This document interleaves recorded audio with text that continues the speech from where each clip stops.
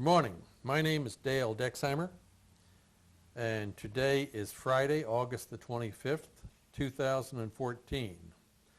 We're going to interview Ms. Doris Jo Haas this morning. Milton Gibson is our videographer. And with that little introduction, Doris Jo, this is all going to be very easy. It's your story. You can't do anything wrong, so I guess I would start. When and where were you born? I was born in Joshua, Texas in 1924. My parents were Eunice and Newt Wood. When I was 3 or 4, we moved to Fort Worth, and we found a duplex for $25 a month rent. My father worked in barber shops on West 7th and downtown Fort Worth. Suddenly the Great Depression hit. Just before that, they had bought a 2-story brick duplex with 4 apartments in it.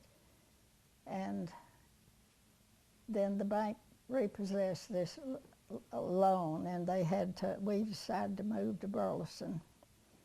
The population was about less than 100 then.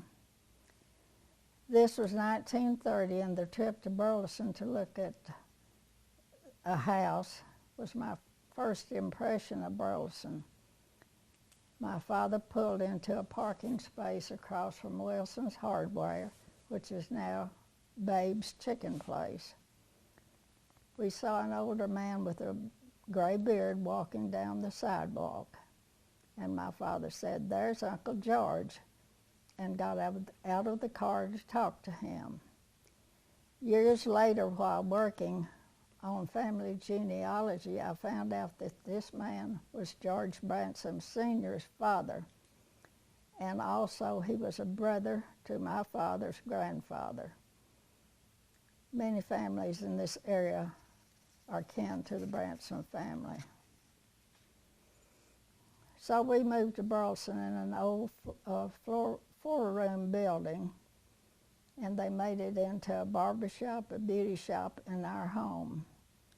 It was located across the street from the drugstore and interurban stop, which is now the Visitor Center and Museum. This is what it looks like after many, many years I painted it. 30 years later, my father bought 5 lots on this property and had the first Burleson shopping center built in 1957. Back to 1930, it was time for me to start the first grade, and I just lived 2 blocks and across the railroad tracks, so I walked to school every day except when the weather was bad. And then my parents, one of them would pick me up. I attended this big 3-story brick building for 11 years. We had all the classes in one building. I graduated in a class of 22. I was 4th in the class, and glad of that because I didn't have to make a speech. The gymnasium was built during the 30s. And everything in Burleson took place here. Piano recitals, fall fairs, skating rink, my junior-senior banquet, senior play, graduation services, boys and girls basketball games, and amateur night. Maybe more. We're hoping to save the gymnasium, but it is not likely. When I was 8 years old and my parents got a loan through the F&M State Bank for $1,000 to buy a house just a block down the street from where we lived. I just looked at the original note, and it showed that John Jones influenced the money at 10% interest. I think that he was the one that John Jones Boulevard was named for. It was said that he was a frugal man and was quoted as saying that he was the only money he ever wasted was for crackers and crackers and cheese that he bought at the store.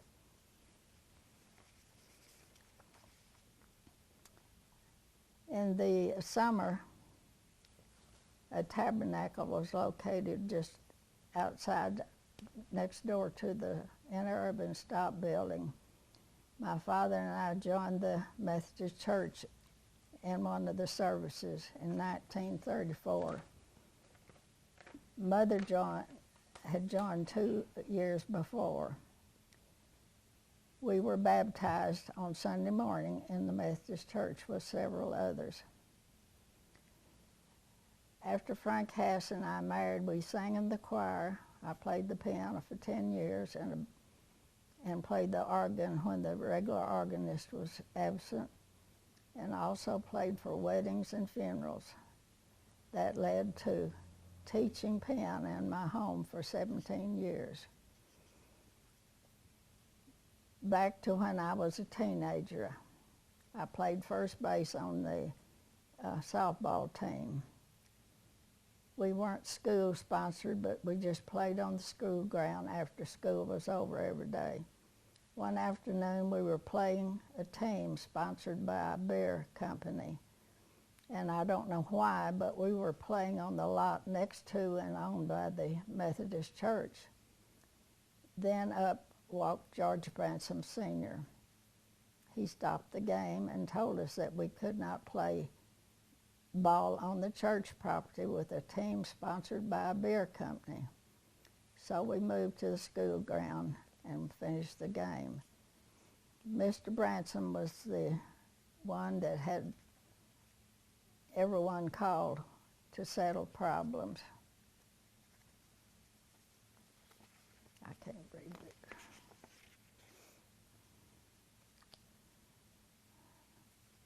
In the 30s, there was a ring for boxing matches on the parking lot on what is now Babe's. Local boys would fight with a fellow named Casey Jones.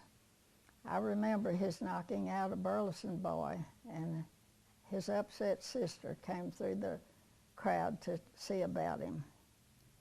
The corner door where Babe's is now was one time a funeral parlor.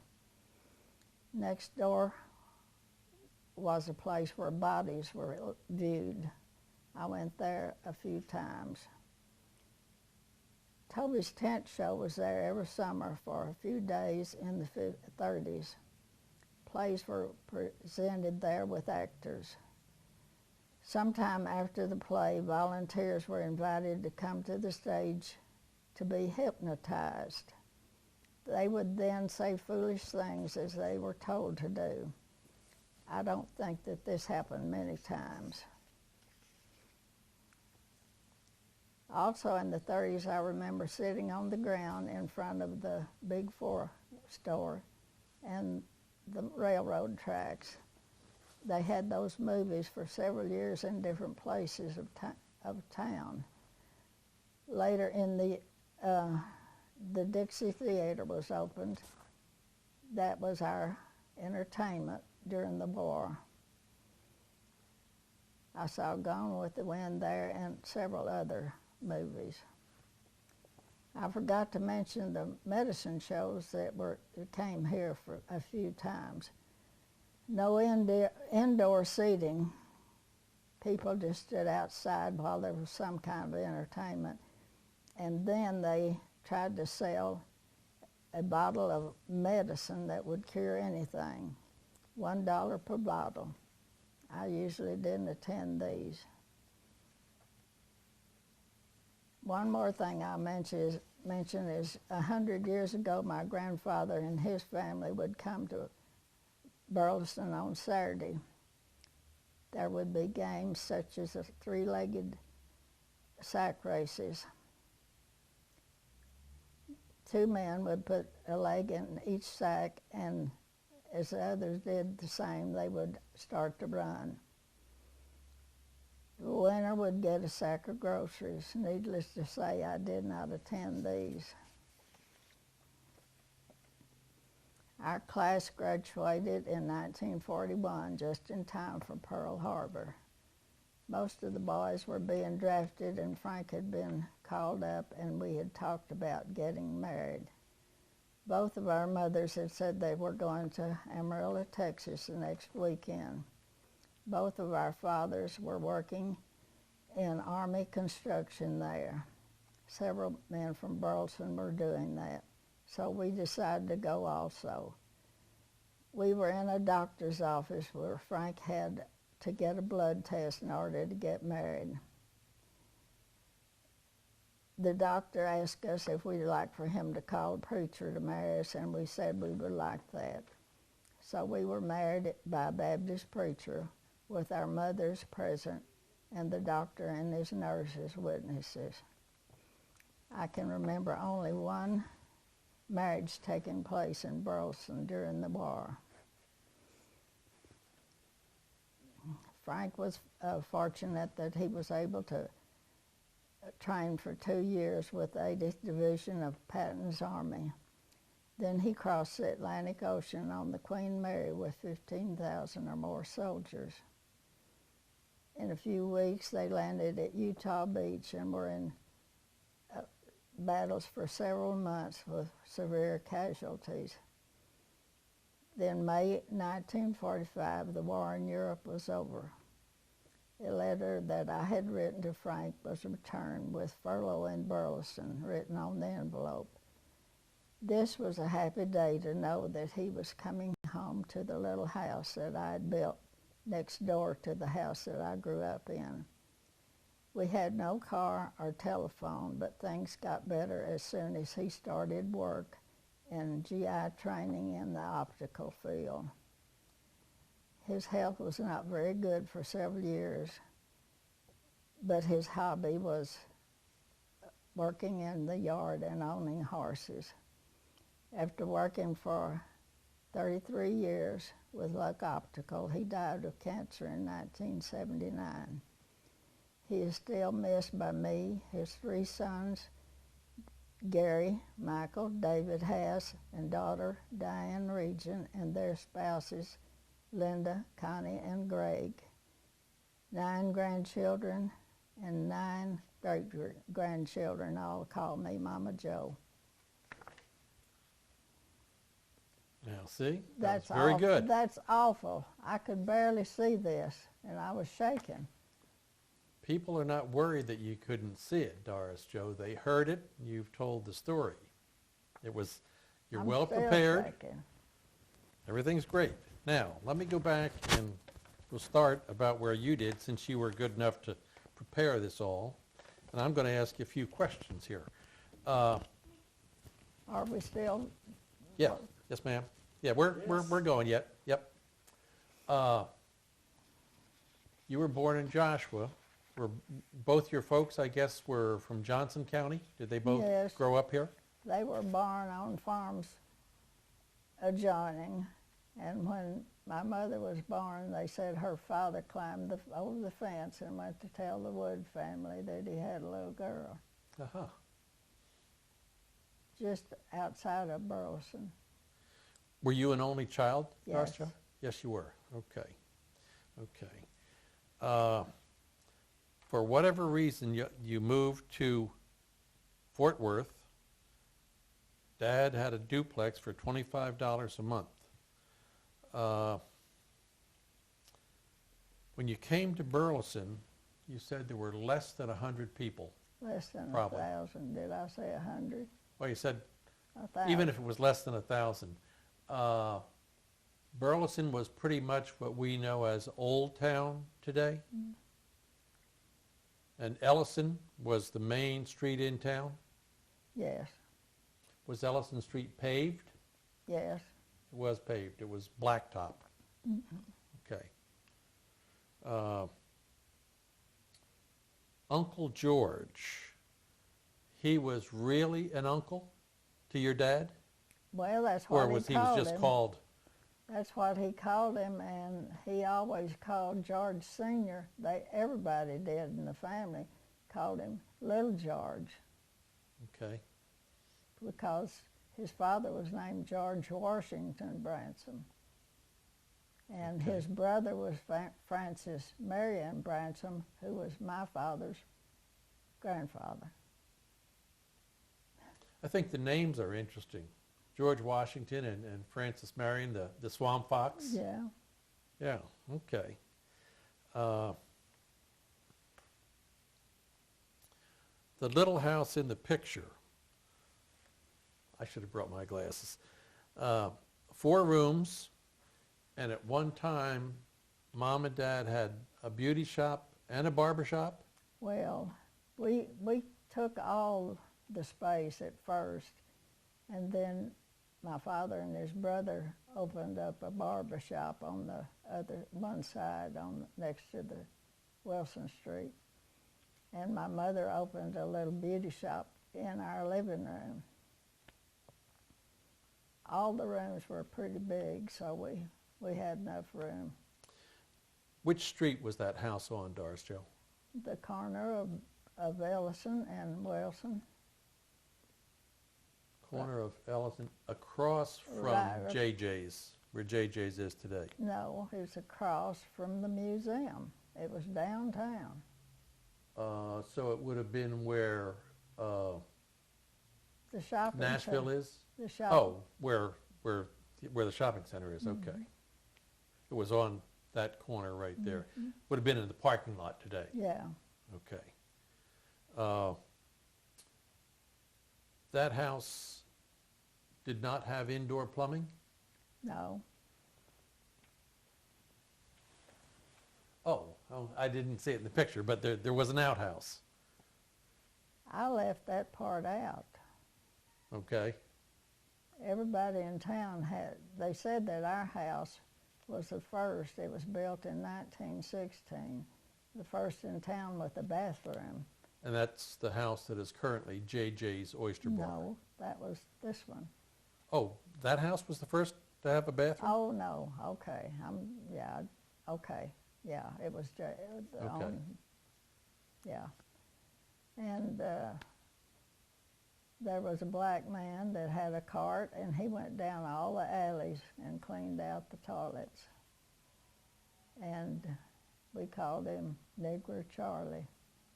And he was the only black person allowed in Burleson. How things have changed. That was in the 30s.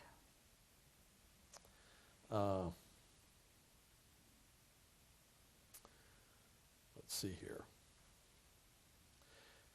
1930, you started the first grade at the big 3-story brick building that is where where the academy is today. I left some of that out too. Well, we're gonna catch up here. When you graduated, there were 11, 12 years later when you graduated. 11. You went through 11. The first few years that school was in operation, it went from grade 1 through grade 11. You didn't have 12th grade. No. Kids that wanted to go to 12th grade went up to Pascal in Fort Worth? Some did. Some did? Okay. You had 22 people in your graduating class in 1941.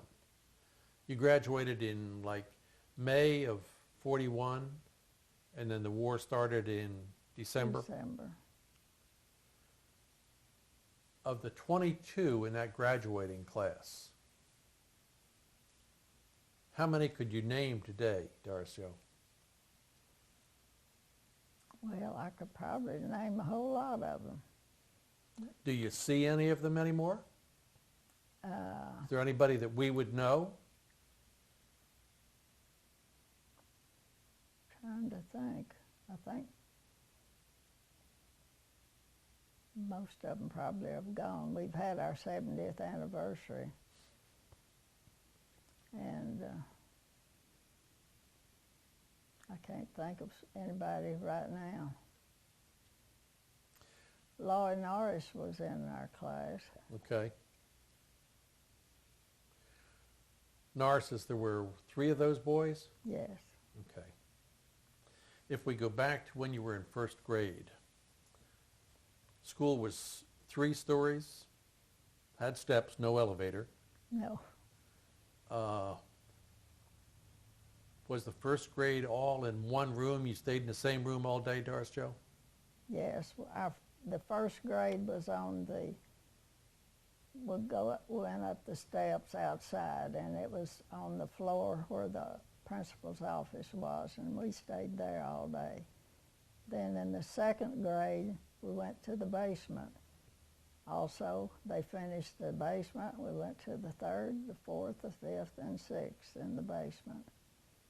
Then in the seventh grade, we moved to the top of the building, which at one time when I started school was an auditorium, and they changed it into a study hall and a library up on the stage and 2 classrooms in the back. So then the high school had 6 rooms, and people changed classes then after the But grade 1 through grade 7, you 6. stayed, 1 through 6, you stayed in the same room all day? No, we moved around to different rooms. Oh, you were? Mm-hmm. When you were in first grade, you had part of the day in one room and moved? No, I guess I'm misunderstood. In the Okay. second grade, we were in a special room all Mhm. day. Then the third, the same, fourth, Right. fifth, and sixth. Okay. I don't know how they shuffled us all around, but they Okay. did. You had one teacher Yes. for all of first grade? So she taught you, what do you have do you remember what you had in first grade? Reading, certainly. We even started to learn to write with the push-pull exercises. And the teacher just died 3 or 4 years ago. She was about 92. And What was her name, Doris Joe? I believe it was Estelle Gracie, I'm not sure. Anyway, I learned from Miss Holtzclaw in the 6th grade how to write pretty. You still do? Well, thank you. So, first grade you were in one room, second, third, fourth, you went to the basement. Yeah. Did you have windows in the room, in the basement? Oh, yeah. You did? Okay, so it was basement, but there was still some above ground that you could Yeah. have windows and get light in. The windows were above ground. Was that school warm in the wintertime? We had a big stove in the corner, and Of each room? yes, Okay. Wood stove or coal stove? I guess it was a gas stove. Oh, gas, okay. So it was warm all through the wintertime? Well, I remember gathering around the stove. It wasn't that warm. Okay. And when you started, there would have been outhouses? Oh, yes. You had boys and girls over in an opposite corner or something? Over on Lawson Street, Oh, okay. backed up to Okay. Lawson, there was, I don't think there were, well, there might have been a few houses over in there. Now, the old gym, the Nola Dunn gym that we talk about today, was built, well, you would have started, it was built while you were going to the school, wasn't it? Yes, You started school in 30, yes. and it was built in 36, I believe. So you would have been in 6th or 7th grade. So you remember when that building was built. I remember when the auditorium was auditorium on the top floor at the school. If we go on to auditorium, seems like there should be some more things about the school. But, well, I guess when you got to 7th grade, you were top floor? Yes. Did you move from class to class then, Doris Joe? Like history in one room and English in another? Or was it still all in one? I think we used those 2 top rooms Okay. for classes. And then we we'd go downstairs for history and different classes. For I think the high school had 6 rooms for all the high school students. for extracurricular sports, was there a Burleson High School basketball team in those years? Oh, yes, Basketball? Baseball? nothing. No? Basketball was the big, that was the big deal. That was, and they won district every year. Oh, okay. They practice year round. You had both boys and girls basketball? I know you were a softball player. Did you play basketball? No. No? Okay.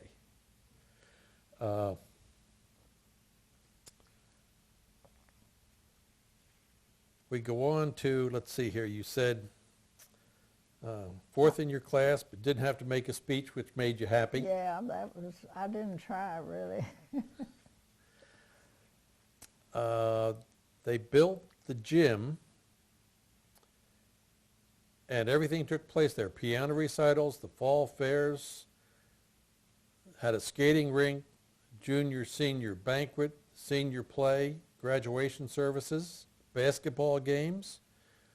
I don't see a senior or a junior, senior prom. Did you have a prom? We didn't have a prom. Didn't have a prom. We all loaded up, I did, with several, and went to Fort Worth to the movie. I'm sorry, to the, To the movie down at the Worth Theater. okay. And you graduated in 41, Yes, so Burleson would have been 1,500 people maybe by then? probably, maybe. They didn't grow, it didn't grow very fast. Still a bunch of farmers, really, Yeah. that, okay. Was it, most towns did not have a prom at that point, Doris Joe? I mean, places like Fort Worth, I guess Pascal and Arlington Heights, They probably did. they probably did, but We just had a banquet there, and the mothers fixed the food in the kitchen and or brought in food. and the banquet would have been all of the seniors And all the juniors. and the juniors. Parents? Did parents come? No. Teachers? Well, probably the teachers did. I don't remember. And you all sat down and it was kind of like a potluck, I guess, or well, mothers would have known what to fix, I guess. So everybody would have I don't brought, remember whether it was a buffet or whether they served us. I don't remember that. it was the function, it was the social event It of was. the year, though. We all the girls wore evening dresses. Uh-huh. The boys wore suits.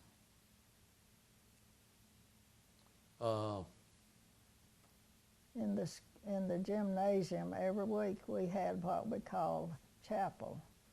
And we'd go out there, and I guess Mr. Norwood would talk to us a little while, and he and three boys from high school would sing a quartet. And we had prayer, and that was called chapel, and we did that once a week that I remember.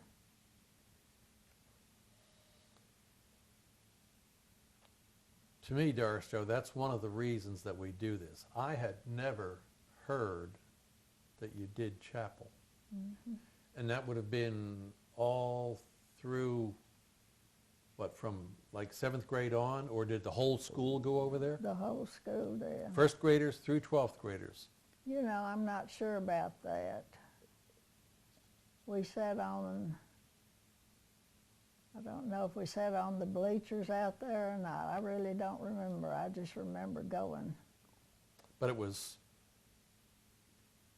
the prayers were, was that Mr. Norwood, or did you have different people do the prayer?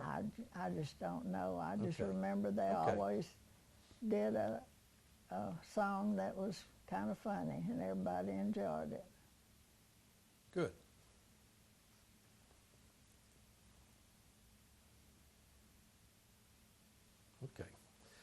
checking time here. We didn't have a prom. When you were 8, which would have been 1939, Dad got a loan from the F&M Bank. No, that was in 33. 33? Yes, okay, when you were 8 years old.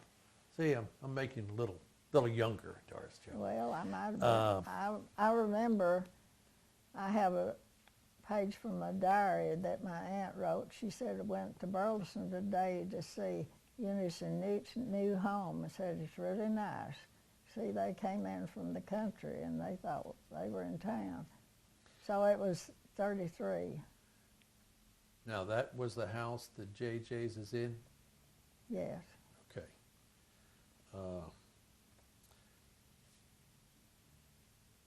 You had a note here. Oh, Mr. Jones. Only thing he ever wasted money on was crackers and cheese that he bought at the grocery store. The grocery store in 1933. Was that Big Four? Yes. And Mercer's. And Mercer's? Now, Mercer's, where was Mercer's? It was down there on Main Street? Yes, it was next door. The bank building was on the corner, and on Ellison behind it was the grocery store. Okay. Well, you must remember something about can you tell us about when you walked in the front door of the grocery store, how it was set up and maybe some of the things that you could buy, Doris Joe? Well, the earliest I remember is Scott's Grocery down the street from the Big Four. And you would go in and the man, Mr. Scott, would be standing behind the counter and you gave him your list. And he went around the store and picked up everything and brought it to the front and added it up and checked you out. You didn't go over to the store picking up stuff. I didn't. Mm-hmm.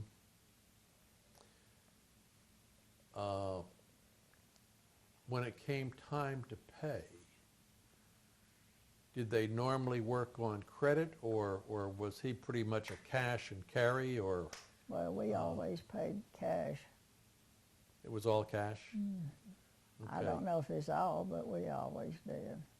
When we talked to Dick Thomas earlier this week, of course, he knew a little bit about Big Four, and he said that there were a lot of things that Jack Taylor put in the book, and whenever folks got paid, then they came in and paid the bill. Yeah, well, that might have been the way they did everywhere. At the Scott Grocery, did they have fresh produce, groceries, or vegetables and fruit and what have you? Oh, I'm sure they did have some. Did he have a butcher counter? Yes. Or did you go a separate place? You know, I don't remember for sure, but I know that in Mercer's you bought meat there. Seems like you did more of picking your own things out there. I'm not for sure.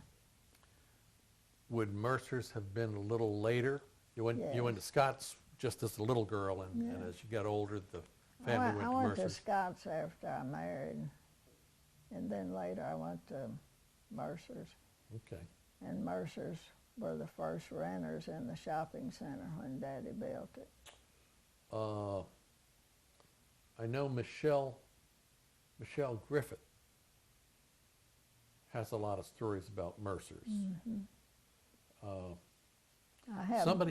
had the contract that my father and Wilmer Mercer signed for 10 years, and he was there 10 years.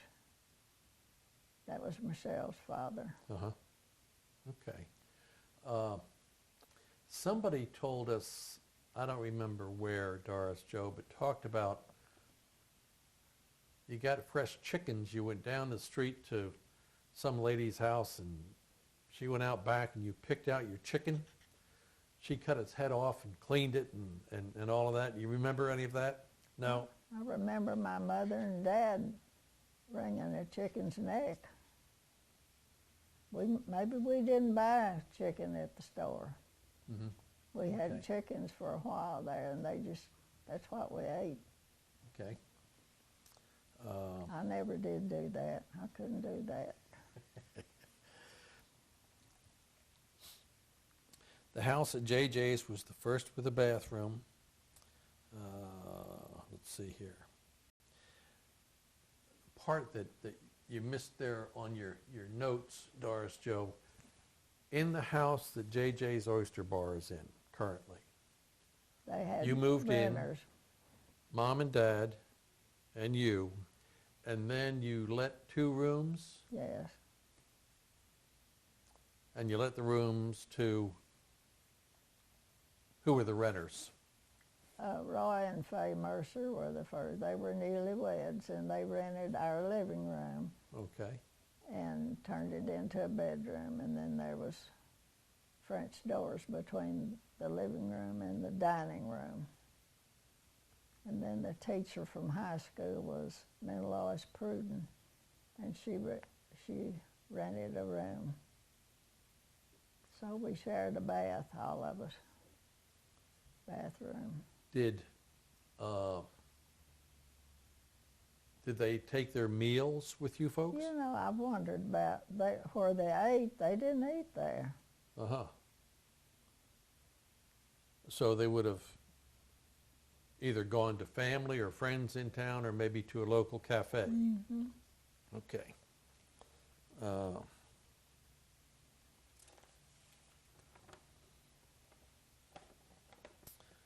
Let's see here.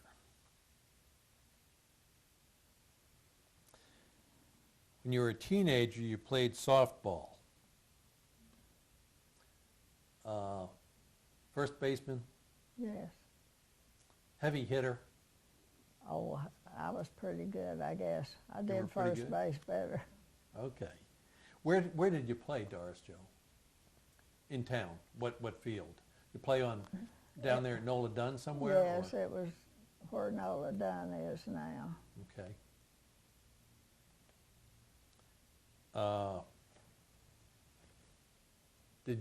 Were there several teams in town that you played against, or No, we just was there a had team one. from Joshua or Everman or somewhere that y'all? They just came from different places, and I remember the beer-sponsored team. I don't know about the others. Did you have a uniform? No, No. Okay. Okay. But the beer people, they had uniforms, I suppose, well, probably with or at least the shirt that said Lone Star Beer. Lone Star. Okay. But Mr. Bransom didn't like that playing. Somebody told him we were playing on the church ground, a beer team, and he just came right down and stopped it. He was the go-to man. Now that church, the church field, that would have been when First United Methodist was on Renfro, Yes, the building where Hill College is today.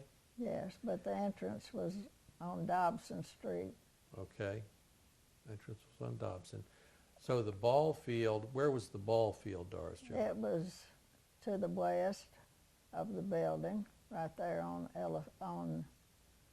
Ellison Street. To the west on, like where the Baker House is now? No, okay, that was the east of them meant. To the east, okay. Somewhere between the current church building and City Market. Yeah. Mhm. Okay. Okay. I've asked some other people. You remember, I guess, when Bransom's, when that building went up? Yeah, I'm sure I do. Okay. But that did not take the place of the ball field. The ball field was somewhere in between the church and the building that's City Market today. There was the ball field, and then later on the north side, on Dobson, we built the pastor's house. Okay.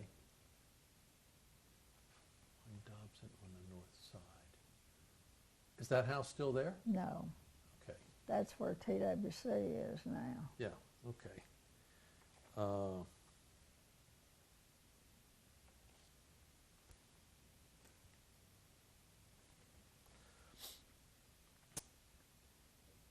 Class graduated in 41.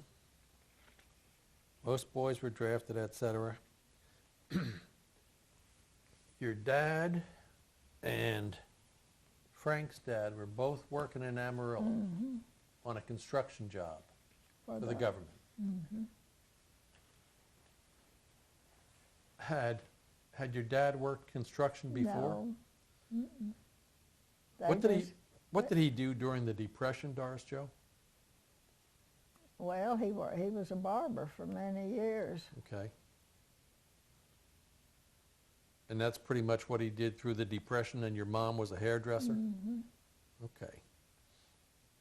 She started in the house where J.J.'s oyster bar is in 1933 or something, and she worked until she was 86 there in that house.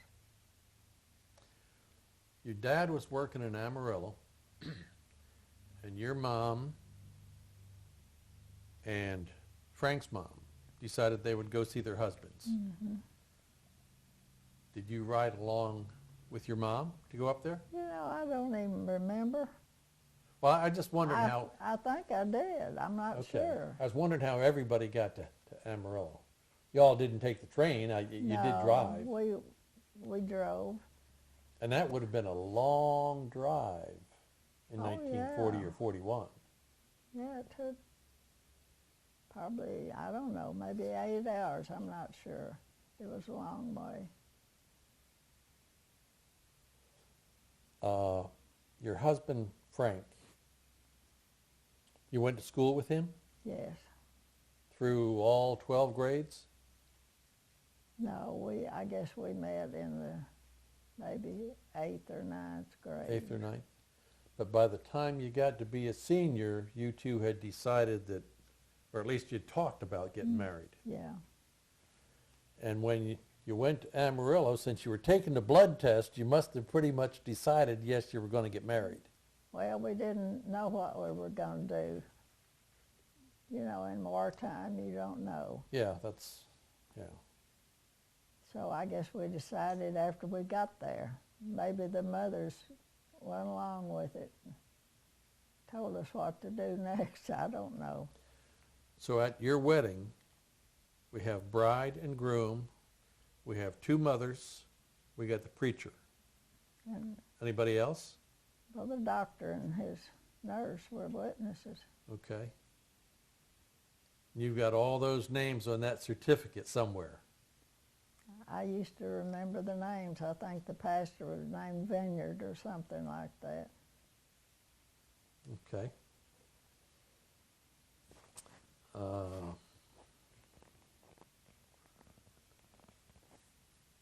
I guess I'm not sure. Your husband was drafted, or did he enlist? He was drafted. Drafted. So he went to basic training somewhere in Texas? In Tennessee. And Tennessee. then Kansas and Arizona maneuvers, and he was fortunate. Some people went in and 6 weeks later they were over in Europe. But he was in the medical detachment, so he was fortunate. Did you go to any of those places, Doris Joe? I lived in Tennessee for a few months and then went to New Jersey when he was there. Fort Dix, I guess? That was probably the point. They all went before they got shipped over. Yeah. Okay. I suspect you remember the day he came home. Do you remember that day? My cousin and her husband had been in the service, or still was maybe, and they took me to San Antonio, and we picked him up and brought him home. Big day. Yeah, that was a big day. Okay. Okay. Let me go back here to your supplemental sheet. You talked about the boxing ring. The funeral parlor. The funeral parlor was on the ground floor where Babe's is today? Yeah, where they did have their tea room. Mm-hmm. Well, that was separate from the rest of the hardware store at that time. And I went to a funeral. I went there for a mother to fix the young girl's hair. She did her hair while she was being ready for the funeral. Mm-hmm. And then next door, the balcony, that's where they had the caskets with people that were to be viewed if people wanted to. So you went up the stairs to what we would call visitation? Mm-hmm. Okay.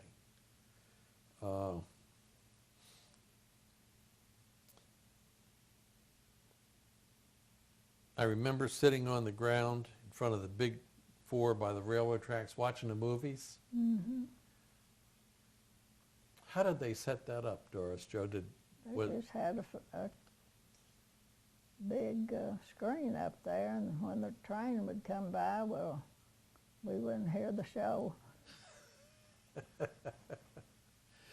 They were, I guess it was steam engines then? Yeah.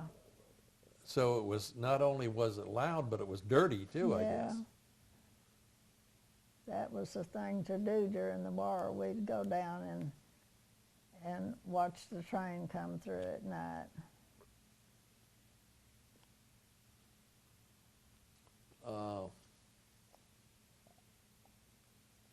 Later in the 40s, the Dixie Theater. Where was the Dixie? It's where Nashville Okay. is now. In that same building, it was originally built. No, that building there was several little buildings there then. Little building. So how big was the Dixie? Was it? Oh, it might have been the size of this room. Oh, really? Oh, I guess I would have thought it would have been bigger, and I'd never heard that. But I was going to say maybe the size of your house, but it was the size of. The floor slanted. Okay. And the projector was up and behind you? Mm-hmm. From the street, I guess you bought your ticket. You stood on the street, a ticket window. That's where you bought the Yes. ticket. You remember how much maybe a movie show was in those days? Oh, I don't remember. 20 or 25 cents, I don't even know. Wasn't Okay. much. You go through the door. Could you buy popcorn? I don't remember. I don't think so. Okay. You bought your ticket and you went to the show. That was. Mhm, that was it. And how long did the Dixie run? Do you remember, Doris Joe, when they closed it, or Well, it was several years. They- sometime after the war? But before your dad built the shopping center. Yes, I think so. So it was somewhere, it ran through the 40s, but it closed before 1957. I would think so, probably a lot closer to the late 40s. I'm just really not sure. Okay.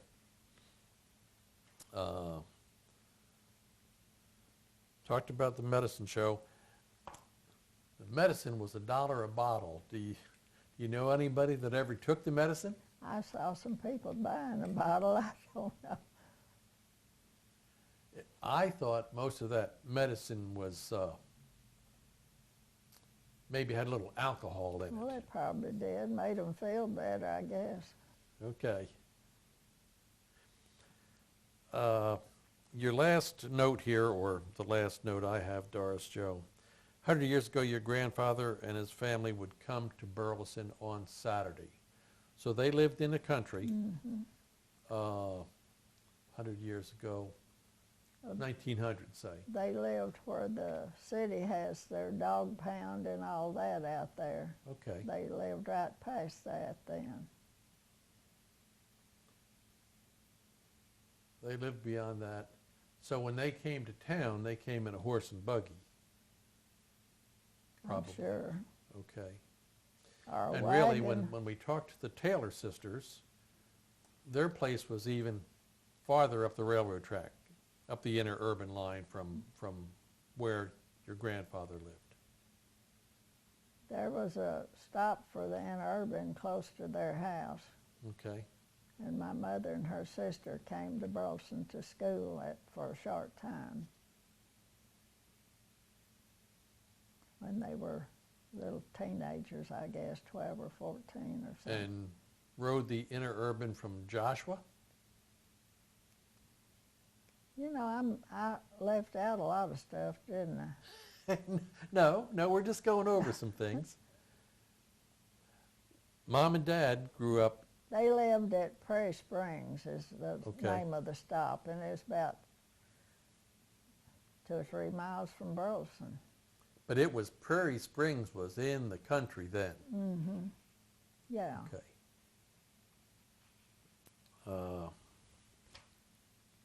Well, and that's my questions here on Granddad coming to town. How did they get here and those kind of things? I would think they came in a wagon. I'm not sure. They got a car. Bought a car from Wilson's. Wilson's sold everything. And they got I can't think of the name of the car, but it was a new one.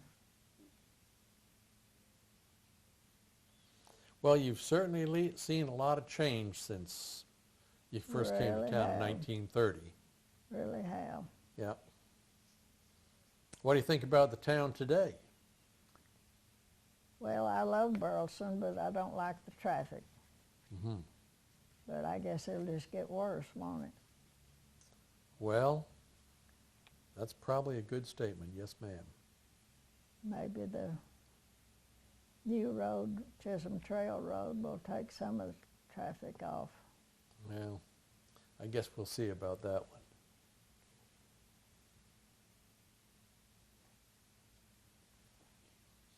Oh.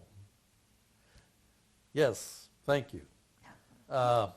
See, we're done now, Doris, Joe, and now Milton and I are going to leave you alone and you can relax. But I think you did a super job, Doris, Well, Joe. I heard. I really got nervous. I know you can tell that because my eyes got blurry and I missed stuff and You did a great job, and I heard a lot of things today that I'd never heard about town before.